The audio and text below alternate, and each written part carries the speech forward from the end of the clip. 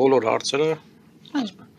լուծում է գերագույն առաջնորդ Ալի Խամենեին եւ նա այդ ռեժիմի խորհրդանիշն է հոգեբանական առումով շատ կարեւոր էր հակառակորդներին ԱՄՆ-ին եւ Իսրայելին հենց այդ ռեժիմի գլուխը ոչնչացնել իրենք օրինակ Փեզեշքյանին վերացնելու նպատակ չեն դրել եւ նույնիսկ փորձել չեն արել իրականում բայց շատ կարեւոր էր տարիներ շարունակ փորձում էին Խամենեին այսպես սպանել որպես ռեժիմի առաջնորդ դրա համար իրենց տվյալներով իրենց այսպես ասեմ վերլուծությամբ պետք է այդ սպանությունը Խամենեի սպանությունը բերեր նրան որ ռեժիմը ներսից կփլուզվեր բայց դա ոնց որ թե տեղի չի ունենում ամենայն դեպս այս պահին այո շատ կուռ համակարգ է գործում եւ ընդհանրապես էլի իշխան զինվորականների կամ քաղաքական իշխանության